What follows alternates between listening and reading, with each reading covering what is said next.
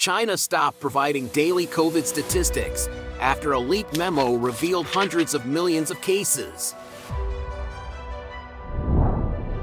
Overloading caused 3 crematoriums in Shijiazhuang to fail. People exclaimed, "Hell on earth!" Are you blind? A female medical staff member asked Chinese experts. Chinese people flocked to Macau and Hong Kong to get foreign vaccines. Despite the COVID crisis, China sends a record number of fighter jets to Taiwan. TikTok has admitted to snooping on journalists. It's all covered in today's China Truths. After data leaks, China stopped releasing daily COVID data. China's National Health Commission said on December 25 that it will no longer provide daily COVID-19 case or death numbers. This happened after leaked data revealed that hundreds of millions of people were suspected of being infected in December for unknown reasons. China has also narrowed its definition for reporting COVID-19 deaths, counting only those who died as a result of COVID-caused pneumonia or respiratory failure, which has surprised health experts. Furthermore, China has been accused of regularly concealing the actual number of infections and deaths. These actions raise concerns about how the country's actual epidemic situation has gotten out of control. On its last day of providing statistics, the NHC figures contrast greatly with those from local sources. The typical case occurs in Zhejiang, a province with a population of 65 million people. The local health commission in Zhejiang said on Sunday that there have been more than 1 million infections in the area recently and that the daily total could exceed 2 million in the days leading up to New Year's Eve. However, on Sunday, the NHC only reported 30 new confirmed cases for Zhejiang each day while excluding the reporting of asymptomatic infections. Some mainland netizens mocked the CCP's decision to discontinue providing COVID data. If there is an announcement, no one will believe it. They feel ashamed of themselves for deceiving people with fake data, therefore they no longer release it. Finally, NHC stopped spreading rumors. Overloading caused 3 crematoriums in Shijiazhuang to fail. The CCP's sudden lifting of the lockdown without any preparation has caused an unprecedented wave of infections across the mainland. Crematoriums in Beijing, Shanghai, and other major cities have been overwhelmed by the number of mass fatalities. On December 21, a mainland netizen posted on Twitter, attaching an announcement from a funeral home in Shijiazhuang on December 13 stating that 3 crematoriums had been damaged due to the recent continuous operation. As a result, they will cease cremations in Shijiazhuang City on December 14 and will not inform the public until the equipment is repaired and operable again. Many people responded to this post. One of them said, "That's just the tip of the iceberg. China has 1,301 counties, 394 county-level cities, 293 provincial-level cities, and 4 centrally run cities. Let's do the math. Hell on earth, we also heard that a lot of people died." According to NTD-TV, in footage taken at a funeral home in Wuji, Shijiazhuang, on December 14, the funeral home was overloaded, with people queuing for cremation for hours, even all day. According to the video recorder, it's not his turn until 8 p.m. According to a video posted on Twitter showing a conversation between doctors, the epidemic in Beijing has entered hellish phase. The number of new deaths has increased dramatically, there is a month-long wait for cremation, and the cost has risen to 30,000 yuan, about $4,309 US. 昨儿这夜里头2小时2、3小时吧，太平间就进了20位。最可气的是，现在北京所有的火葬场说火化最起码得等1个多月以后，这现在想办法插队呢。反正现在最便宜的火化一下得3万，这还确实啊，就昨天我拍这个楼道里的啊，然后我说这个3万的，然后就是能加个3儿，然后就是在未来的3-5天，然后就能加进去，然后能烧了火化。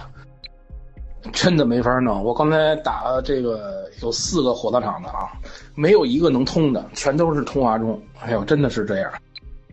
我刚才给那昌平那打，昌平说了，告诉说我们自己区的人都烧不过来，告诉人你在哪区你就往哪个区的火葬场打吧。嗨，就是都已经说好了，我就打电话问问，实在不成这个没人接得了，就直接就找那个3万就完了，那也没辙呀。A female member of the medical staff slammed the Chinese experts, asking angrily, "Are you blind?" Recently, 2 videos circulated on the internet showing a female medical staff member in China angrily criticizing Chinese experts for making many suggestions without considering the people. 你看到没有？现在这个一天一个报道啊，一天一个建议啊，跟咱娘电视连续剧一样，我日的鬼鬼的。哪天要播放他妈吃屎哟！我跟你讲，我估计那个茅坑都能被扒干净。我跟你讲，有大葱大蒜的，我日那鬼鬼有大生姜的，全涨价了。我靠，橙子他妈的水果都卖爆了，妈怎么的？你现在就是说疫情解封了，现在疫情就是说爆发期了啊！你怎么的？让小老百姓爆，怎么的？哎呦我去，我只想骂人。那个专家能不能他妈的去基层小诊所看看是什么现象？10几点钟老百姓还在排队，10几点了，11、2点了还在排队，你眼瞎吗？ After the CCP loosened its zero-COVID policy, the narrative about the virus changed accordingly.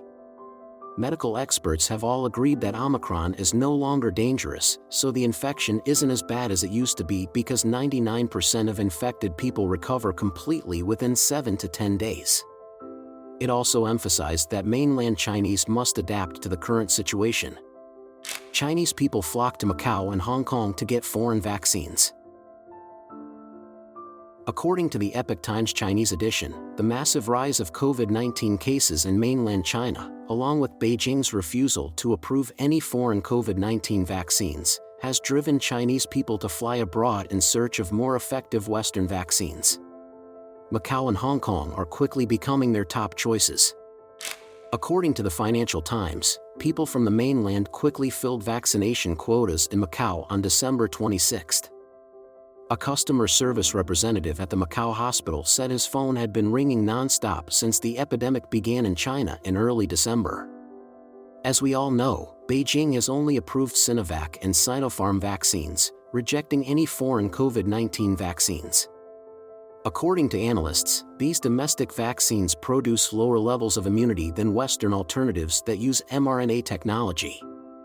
According to Lancet research published this month, people who received 3 doses of the Sinovac or Sinopharm shots, which are based on older technology that utilizes inactivated virus to elicit an immune response, were nearly twice as likely to develop severe COVID as those who received 3 mRNA shots. Those who received the Chinese shots were also 50% more likely to be hospitalized. At the same time, the lack of transparency in China's vaccination trial data is also raising concerns. According to the Epoch Times, Beijing has pledged additional resources to fill vaccination coverage gaps. However, Yin Zhonghuang, a senior fellow in global health at the Council on Foreign Relations, believes that those efforts may be too late. He said, according to previous experience, it will take about 4 or 5 months to complete a round of vaccination. This epidemic wave will probably be over by then.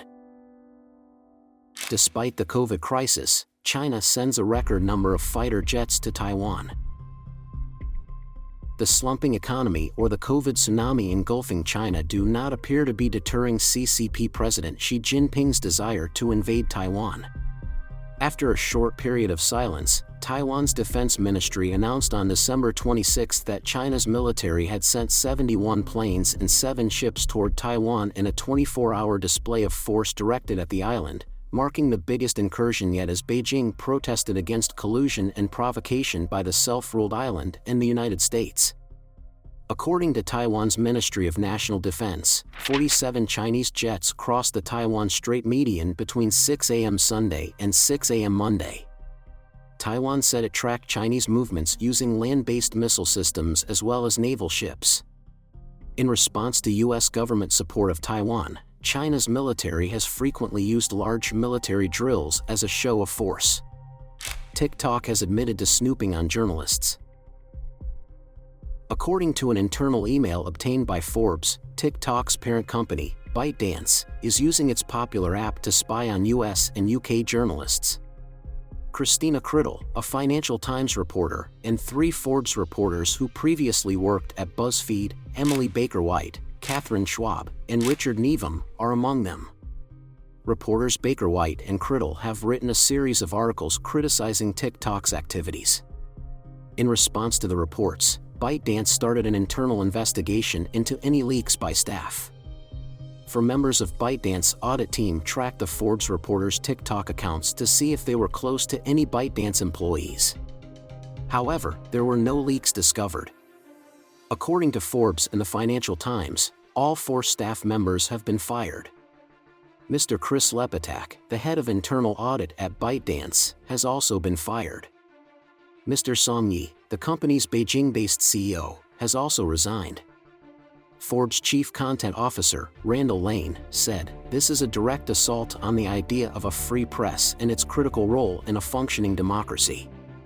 TikTok became the most visited website in the world in 2021, but the app's ownership by Chinese tech giant ByteDance has raised serious concerns about the company's access to millions of US residents' personal information, as well as its capability to manipulate and influence user content.